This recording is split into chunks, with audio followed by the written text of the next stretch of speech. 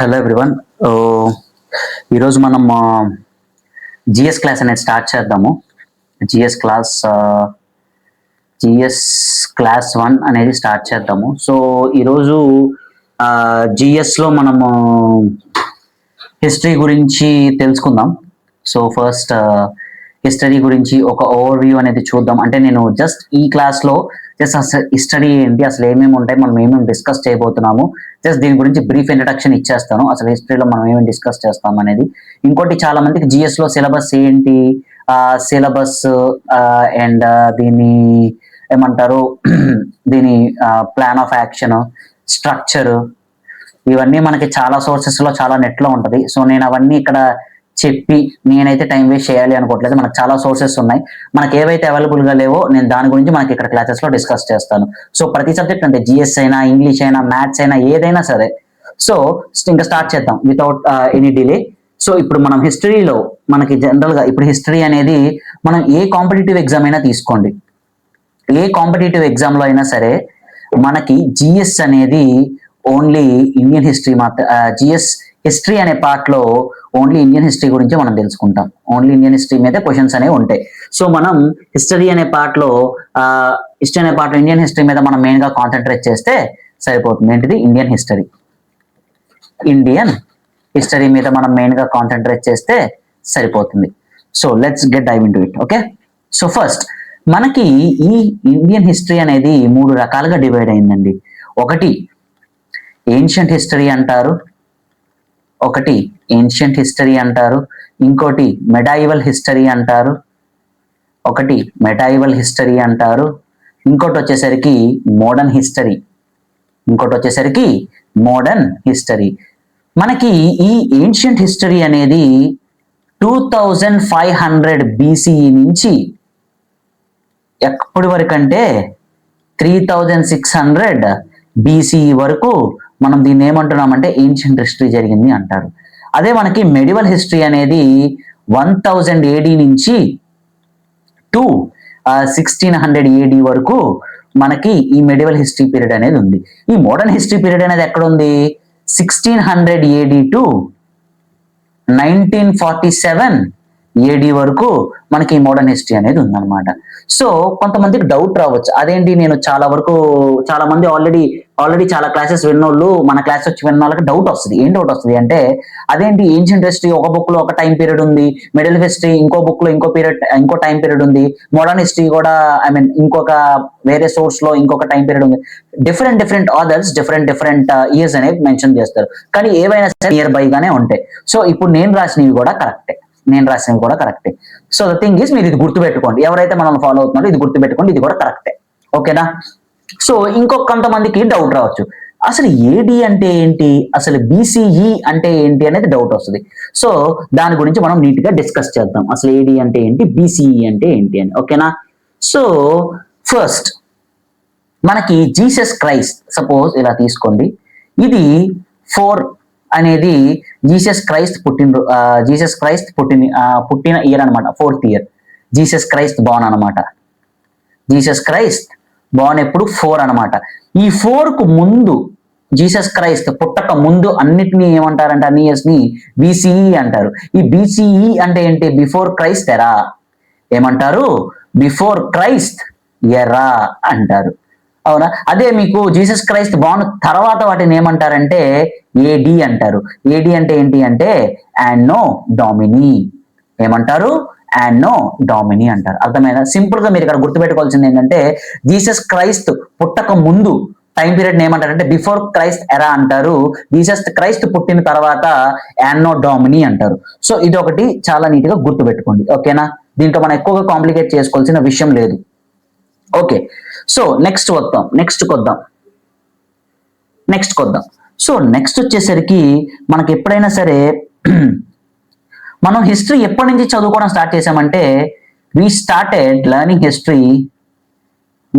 studying history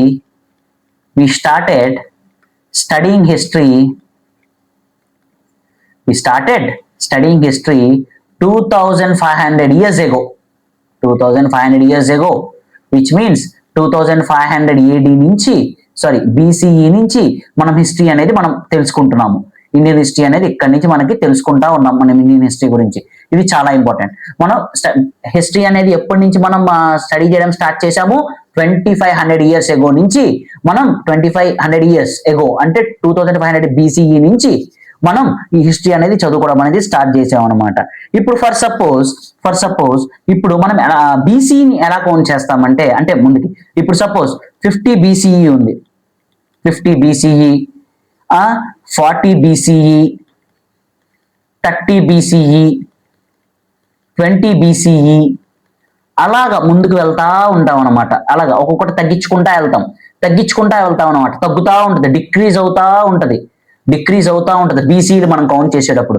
అదే మనం ఏడీలు count చేసేటప్పుడు ఎలా వెళ్తుంది అంటే 30 AD, 40 AD, 50 AD, 60 AD అలా వెళ్తా ఉంటుంది అనమాట. అంటే ఏం లేదు, సింపుల్ గా నేను మీకు ఏం చెప్పాలి అనుకుంటున్నానంటే, మనం బీసీలు ఎప్పుడైనా సరే కౌంట్ చేసేటప్పుడు వెనక నుంచి బ్యాక్వర్డ్ నుంచి కౌంట్ చేస్తారనమాట. బీసీఈస్ ఎప్పుడైనా సరే బ్యాక్వర్డ్ నుంచి కౌంట్ చేస్తారు. ఏడీలు ఎప్పుడైనా కౌంట్ చేసేటప్పుడు ముందుకి కౌంట్ చేస్తారనమాట. 30కి ముందు 40, 50 అలా ముందుకు వెళ్తా ఉంటది. అలాగే ఏడీ అనేది ఇప్పుడు వరకు కూడా వెళ్తా ఉంటుంది అనమాట. ఓకేనా, జస్ట్ ఒక ఐడియా కోసం చెప్తున్నాను. ఇది పెద్ద విషయం కాదు, నేను అంత డీటెయిల్ గా డిస్కస్ చేస్తా. జస్ట్ ఒక ఓవర్ వ్యూ, హిస్టరీలో మనం ఏమేమి డిస్కస్ చేస్తున్నాం ఏంటి అనేది, అంతే, ఎక్కువగా ఆలోచించద్దు. ఓకేనా. సో నెక్స్ట్ దగ్గరికి వద్దాం. సో నెక్స్ట్ వచ్చేసరికి మనం ఇప్పుడు దాకా మనం ఏన్షియంట్ హిస్టరీ గురించి డిస్కస్ చేసాం. అంటే వీటిలన్నిటి గురించి మనం డిస్కస్ చేయబోతున్నాం ఏన్షియంట్ హిస్టరీలో. ఓకేనా. సో ఇప్పుడు మనం మోడర్న్ హిస్టరీలో ఏం డిస్కస్ చేయబోతున్నాం అంటే medieval history. So medieval history. So ఈ మెడైవల్ హిస్టరీలో మనం దేని గురించి డిస్కస్ చేయబోతున్నాం అంటే ఢిల్లీ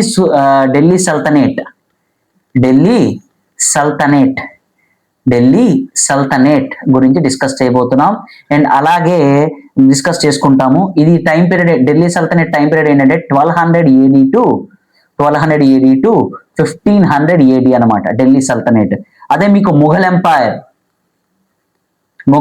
గురించి కూడా డిస్కస్ చేయబోతున్నాం మనం ఈ మెడైవల్ హిస్టరీలో.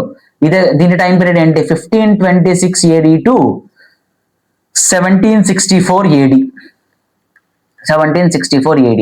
మనం ఈ మెడైవల్ హిస్టరీలో దేని గురించి డిస్కస్ చేయబోతున్నాం అంటే ఫ్యూచర్ లో ఢిల్లీ సల్తనేట్ గురించి. అంటే ఢిల్లీ సల్తనేట్ ఏ టైం పీరియడ్ లో ఉంది, 1200 AD to 1500 AD time period లో ఉంది. ఓకేనా. మొఘల్ ఎంపైర్ గురించి కూడా మనం డిస్కస్ చేయబోతున్నాం. 1526 AD నుంచి 1764 AD వరకు ఉంటుంది అనమాట. సో వీటి గురించి కొంచెం నీట్ గా డిస్కస్ చేద్దాం. సో ఢిల్లీ సల్తనేట్ గురించి మీకు బ్రీఫ్ గా చెప్పాలి అంటే, ఢిల్లీ సల్తనేట్ గురించి సింపుల్ చూడండి. ఏంటి అంటే సపోజ్ ఇది నాకు I'm not good at drawing. So Delhi sultanate గురించి మాట్లాడదాం. సో ఎలాగా, so something I'm not good at drawing. So something ఇది ఇండియా అనుకోండి. సో ఇది మనకి ఇండియా మ్యాప్ అనుకోండి. నేనేం అంత పెద్ద ఆర్టిస్ట్ కాదు, దీని గురించి కూడా కమెంట్లు పెట్టకండి.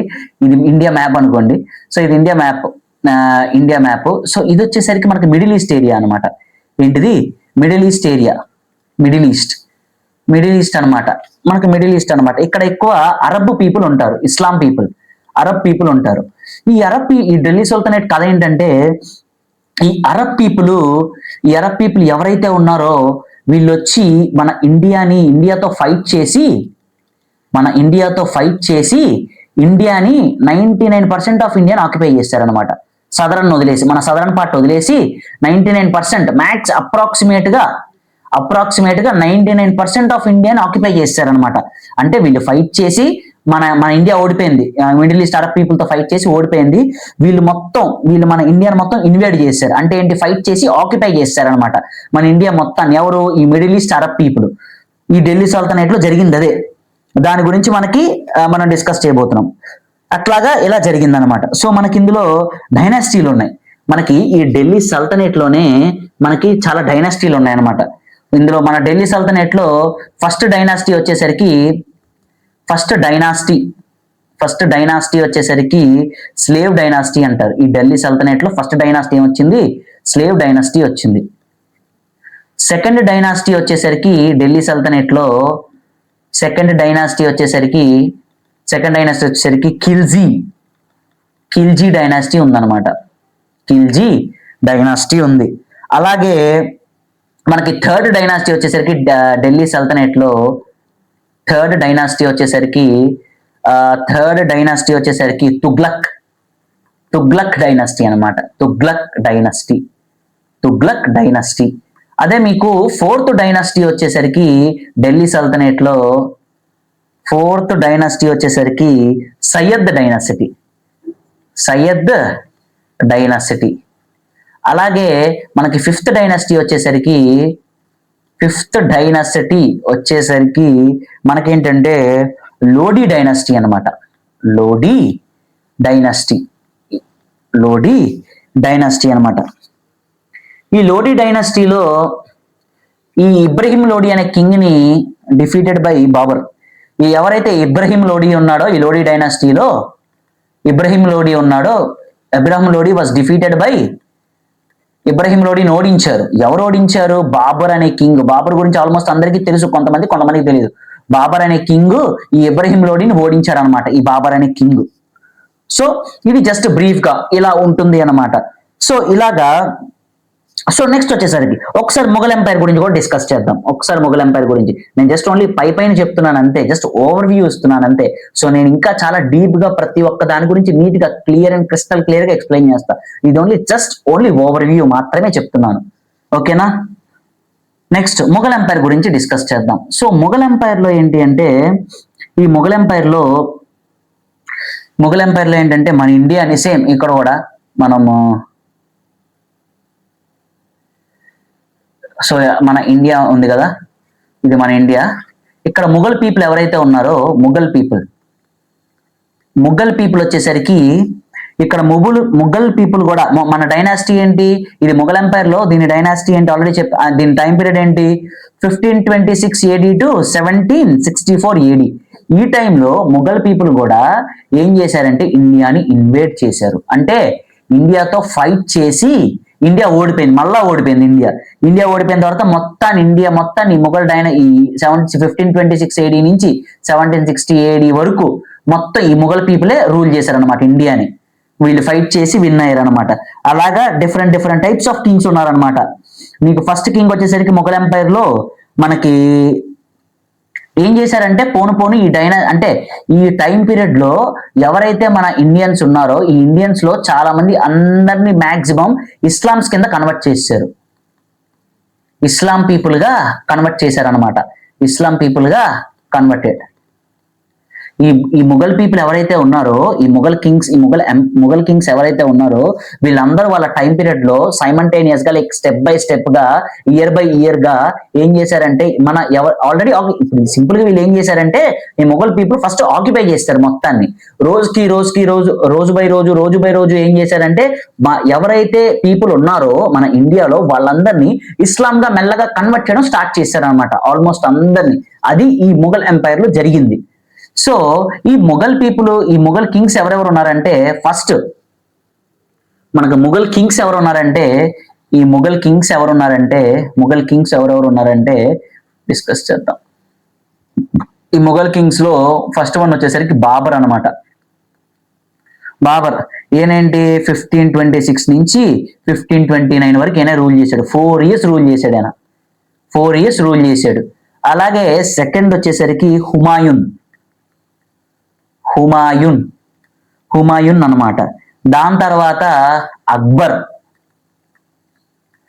రూల్ చేశాడు. అక్బర్ 49 years రూల్ చేశాడండి. 49 years రూల్ చేశాడు అక్బర్ ఇండియాని. 49 years చూడండి ఎంత పెద్ద నెంబర్. 49 years రూల్ చేశాడు అక్బర్. ఈయన గ్రేటెస్ట్ రూలర్ అని కూడా అంటారు. ఈయన్ని greatest ruler in Mughal empire అనొచ్చు. Greatest ruler in Mughal empire అనొచ్చు. One of greatest ruler in Mughal empire అనొచ్చు అక్బర్ తర్వాత జహంగీర్ వచ్చాడు. దాని తర్వాత ఏంటి షాజహాన్ వచ్చాడు. నాదే షాజహాన్ గురించి చాలా మందికి తెలుసు. తాజ్ మహల్ కట్టాడు ముంతాజ్ బేగం కోసం. షాజహాన్ కూడా రూల్ చేశాడు. దాని తర్వాత ఔరంగజేబ్ చాలా ఫేమస్. ఔరంగజేబ్ కూడా 49 years రూల్ చేశాడు. బ్రూటల్ గా రూల్ చేశాడు. అలాగే ఈ ఔరంగజేబ్ గురించి ఇంకొక విషయం ఏంటంటే kill his own brothers. Killed his 4 brothers. పదవుల కోసం వాటి కోసం వాళ్ళ సొంత 4 బ్రదర్స్ కూడా కిల్ చేసాడు అనమాట. Kill his 4 brothers. Aurangzeb 49 years ruling లో వాళ్ళ సొంత బ్రదర్స్ ని చంపేశాడు అనమాట, నలుగురిని మనోడు. ఇంక ఇలాగా చాలా మంది ఉన్నారు. లాస్ట్ కి వచ్చేసరికి ఈ మొఘల్ ఎంపైర్స్ లో లాస్ట్ రూలర్ వచ్చేసరికి Bahadur Shah Zafar two. Bahadur Shah Zafar two. Bahadur Shah Zafar two ఈయన లాస్ట్ కింగ్ అనమాట మొఘల్ ఎంపైర్ కి. Last king. He was the last king అనమాట. Last king of Mughal empire. Of Mughal empire మనోడు లాస్ట్ అనమాట. అది దీని గురించి జస్ట్ బ్రీఫ్ గా ఇంట్రడక్షన్. ఏమీ లేదు. మనకు మొఘల్ పీపుల్ వచ్చి మన ఇండియాని ఆక్యుపై చేశారు. ఆక్యుపై చేసి అంటే ఫైట్ చేసి మన ఇండియాని ఆక్యుపై చేసేసి మెల్లమెల్లగా జనాలందరినీ ఇస్లాంలో కన్వర్ట్ చేశారు ఈ మొఘల్ ఎంపైర్ లో. ఇంకా ఇందులో వచ్చేసరికి చెప్పాను కదా, బాబర్ అని, హుమాయూన్, అక్బర్, జహంగీర్, షాజహాన్, ఔరంగజేబ్, వీళ్ళందరూ ఉన్నారనమాట. ఇందులో 49 years ఎవరెవరు రూల్ చేశారు? ఔరంగజేబ్ 49 years రూల్ చేశాడు. అక్బర్ కూడా 49 years రూల్ చేశాడు. సో అది మనం గుర్తు పెట్టుకోవాలి. ఇంకోటి, ఇందులో మొఘల్ ఎంపైర్ లో లాస్ట్ కింగ్ ఎవరు? బహదూర్ షా జఫర్ టూ. ఆయన మొఘల్ ఎంపైర్ అనమాట. ఆయన last king of Mughal empire అనమాట. సో అట్లాగా వీటి గురించి మనం డిస్కస్ చేస్తూ ఉంటాం ఇన్ డీటెయిల్డ్ గా. ఇప్పుడు జస్ట్ ఓన్లీ ఓవర్ వ్యూ మాత్రమే. ఇంకా అలాగే మనము మెడివల్ హిస్టరీలో ఇంకా దేని గురించి డిస్కస్ చేస్తామంటే మనం విజయనగరం ఎంపైర్ గురించి డిస్కస్ చేస్తాం. విజయనగరం ఎంపైర్ గురించి డిస్కస్ చేస్తాం. విజయనగరం ఎంపైర్ గురించి డిస్కస్ చేస్తాం. అలాగా ఇంకా చాలా ఉన్నాయి. జస్ట్ నేను ఓన్లీ మెయిన్ వరకు చెప్తున్నాను. అండ్ నెక్స్ట్ ఇంకా మనకు మోడర్న్ హిస్టరీలో ఏం డిస్కస్ చేసుకుంటామంటే మోడర్న్ హిస్టరీ. మనం మోడర్న్ హిస్టరీలో దేని గురించి డిస్కస్ చేస్తామంటే సింపుల్ గా మోడర్న్ హిస్టరీలో కూడా చాలా టాపిక్స్ గురించి డిస్కస్ చేస్తాం. అందులో ఏంటంటే ఈ మోడర్న్ హిస్టరీలో మనకి ఎప్పుడైతే ఈ మొఘల్ ఎంపైర్ అనేది డెస్ట్రాయ్ అయిపోయిందో, ఎప్పుడైతే ఈ మొఘల్ ఎంపైర్ అనేది డెస్ట్రాయ్ అయిపోయిందో అప్పుడు చాలా చాలా డైనాసిటీస్ అనేవి పుట్టాయి అనమాట. చాలా డైనాసిటీస్ వచ్చినాయి. ఆ డైనాసిటీస్ ఏమేంటి? Awadh dynasty, Maratha dynasty, Bengal dynasty, అలాగే మైసూర్ డైనాసిటీ,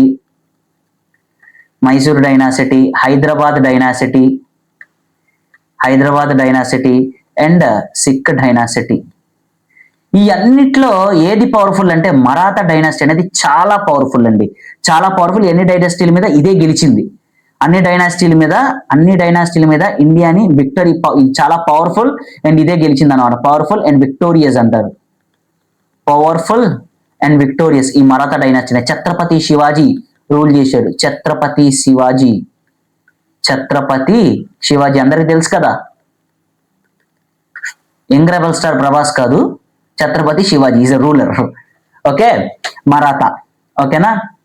ఈ మరాఠా మనకి ఎప్పుడైతే ఈ మొఘల్ ఎంపైర్ అనేది డిస్ట్రాయ్ అయిపోయిందో అప్పుడు చాలా డైనాసిటీస్ అనేవి వచ్చినాయి. అందులో అవధ్ డైనాసిటీ అని, హైదరాబాద్, మైసూరు, బెంగాల్, మరాఠా, సిక్ డైనాసిటీ, హైదరాబాద్ డైనాసిటీ, ఇవన్నీ వచ్చినాయి అనమాట. ఈ డైనాసిటీలు అన్నిట్లో చాలా పవర్ఫుల్ అయిన డైనాసిటీ వచ్చేసరికి మరాఠా డైనాసిటీ. అది రూల్ చేసింది ఎవరు? ఛత్రపతి శివాజీ. ఇదే అన్నిటికంటే గెలిచింది అనమాట. ఇదే అన్నిట్లో మోస్ట్ పవర్ఫుల్ అండ్ ఈవెన్ గెలిచిన డైనాసిటీ కూడా, అన్నిటి మీద విక్టరీ సాధించిన డైనాసిటీ కూడా మరాఠా డైనాసిటీ. సో ఇది గుర్తుపెట్టుకోండి. సో నెక్స్ట్ అలాగే ఇప్పుడు డైనాసిటీలతో పాటు మొఘల్ ఎంపైర్ డెస్ట్రాయ్ అయిపోయిన తర్వాత డైనాసిటీలే కాదండి, డైనాసిటీలతో పాటు చాలా కంపెనీస్ అనేవి వచ్చినాయి. ఇన్వైట్ చేయడానికి. ఏమేం కంపెనీస్ వచ్చినాయి ఇండియాని ఇన్వైట్ చేయడానికి? ఈస్ట్ ఇండియా కంపెనీ అంటారు.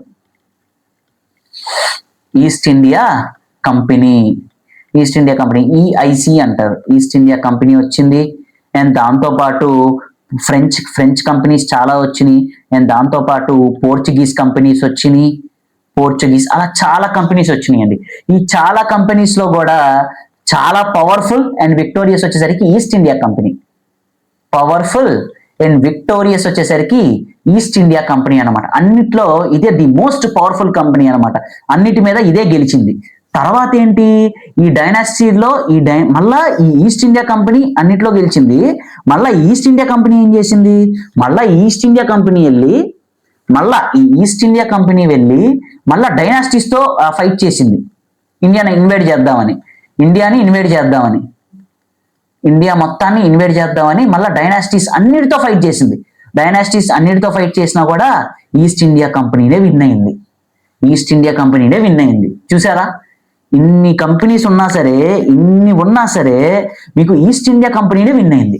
ఇక్కడ కూడా మీకు ఈస్ట్ ఇండియా కంపెనీనే విన్ అయింది. అన్ని డైనాసిటీస్ తో ఫైట్ చేసినా సరే ఈస్ట్ ఇండియా కంపెనీనే కొట్టేసింది. అంత పవర్ఫుల్ అనమాట ఈస్ట్ ఇండియా కంపెనీ. కానీ ఎప్పుడైనా సరే, ఎవరికైనా సరే, ఎంత స్ట్రాంగ్ గా ఉన్నా సరే ఏదో ఒక టైంలో వీక్ పాయింట్ అనేది పడుతుంది. ఎప్పుడు ఎంత లెగిసినా సరే కరెక్ట్గా ఒక టైంలో కింద పడిపోతాడు ఎవడైనా సరే. సో దీనికి ఎప్పుడు పతనం మొదలైందంటే, దీనికి ఎప్పుడు డౌన్ఫాల్ స్టార్ట్ అయిందంటే 1940 నుంచి 1945 ఈ టైంలో బాగా వీక్ అయిపోయింది అనమాట. బాగా వీక్ అయిపోయింది. 1940 నుంచి 1945 టైం పీరియడ్ లో ఈస్ట్ ఇండియా కంపెనీ అనేది బాగా వీక్ అయిపోయింది. బాగా వీక్ అయిపోయింది. ఎందుకు? వరల్డ్ వార్ 2 జరిగిందండి. అప్పుడు వరల్డ్ వార్ 2 జరిగింది. వరల్డ్ వార్ 2 జరిగింది అనమాట ఆ టైంలో వరల్డ్ వార్ 2 జరిగింది. అందువల్ల వరల్డ్ వార్ 2 జరగడం వల్ల ఈస్ట్ ఇండియా కంపెనీ అనేది పడిపోయింది, బాగా వీక్ అయిపోయింది. అప్పుడు ఏం చేసిందంటే ఇండియాలో కొన్ని పార్ట్స్ ని డీకొలనైజేషన్ చేసింది. అంటే ఏంటంటే కొన్ని పార్ట్స్ ని వదిలేసింది. ఏది? ఈఐసి ఇండియాలో కొన్ని పార్ట్స్ ని వదిలేసింది. అంటే ఏంటి? అంటే ఏ పార్ట్స్ అయితే వాటిని అవి మేనేజ్ చేసుకోగలవో, వాటిని అవి కంట్రోల్ చేసుకోగలవో వాటిని ఈస్ట్ ఇండియా కంపెనీ వదిలేసింది అనమాట. అలాగా వదిలేసింది, అట్లా అనమాట. దీన్ని బట్టి మనకి ఏమర్థమైంది? ఎవరైనా ఎంత స్ట్రాంగ్ గా ఉన్నా సరే ఏదో ఒక టైంలో వీక్ అవుతారు. సో అలాగా ఈ ఈస్ట్ ఇండియా కంపెనీ కూడా ఇలా వీక్ అయిపోయింది అనమాట. ఓకేనా? అది ఈ మొఘల్ ఎంపైర్ ఒక కథ. మనకి ఇంకా డీప్ గా వెళ్తే చాలా బాగుంటాయి. స్టోరీస్ లాగా మనం ఎక్స్ప్లెయిన్ చేసుకున్నాం. అప్పుడు ఏంటంటే మనకి హిస్టరీ బోర్ కొట్టదు. జనరల్ గా నాకు హిస్టరీ అంటే చాలా బోరింగ్. అసలు నేను హిస్టరీతోనే స్టార్ట్ చేశానంటే నాకు అంత ఇంట్రెస్టింగ్ అనిపించింది సార్ చెప్పినప్పుడు. సో అందుకే నేను హిస్టరీతోనే స్టార్ట్ చేశాను. ఓకేనా? So next ancient history. So మనం ఏన్షియంట్ హిస్టరీలో ఏం డిస్కస్ చేస్తామంటే అసలు అసలు ఎలా ఉండేవాళ్ళు, వాళ్ళ హ్యాబిట్స్ ఏంటి, వాళ్ళు ఎలా ఉండేవాళ్ళు, how did they start living, వాళ్ళ లైవ్లీహుడ్ ఎలా ఉండేది, వీటన్నిటి గురించి డిస్కస్ చేస్తాం మనం ఈ ఏన్షియంట్ హిస్టరీలో. దీంతో పాటు వేదాల గురించి, వేదంగాల గురించి, వీటన్నిటి గురించి, అండ్ ఈవెన్ కొన్ని సివిలైజేషన్స్ లైక్ హరప్పన్ సివిలైజేషన్స్ గురించి కూడా డిస్కస్ చేస్తాం. అందులో ఎగ్జాంపుల్ హరప్పన్ సివిలైజేషన్ అంటారు, హరప్పన్ సివిలైజేషన్ అనేది. సో వీటి గురించి ఈ ఏన్షియంట్ హిస్టరీలో ప్రతి ఒక్క టాపిక్, అన్ని టాపిక్ల గురించి డిస్కస్ చేస్తాం అనమాట. ఇది అసలు హిస్టరీ ఒక ఓవర్ వ్యూ. అర్థమైందని అనుకుంటున్నాను. సో ఈ క్లాస్ అనేది జస్ట్ హిస్టరీ ఇంట్రో క్లాస్ అనేది నేను ఎక్కడితో ఎండ్ చేస్తున్నాను. సో నేను ఏదన్నా ప్రతి ఒక్క పాయింట్, ప్రతి ఒక్క టాపిక్ అనేది నేను డిస్కస్ చేస్తాను. ప్రతి ఒక్క రోజు ఫాలో అవ్వండి. సో మీకు ఖచ్చితంగా జిఎస్ అనేది చాలా ఈజీ అవుతుంది. ఓకేనా? సో క్లాస్ నేను ఎక్కడితో ఎండ్ చేస్తున్నాను. Thank you. మీకు ఏదైనా డౌట్స్ ఉంటే నాకు కమెంట్స్ లో మెన్షన్ చేయండి. Thank you. జై హింద్.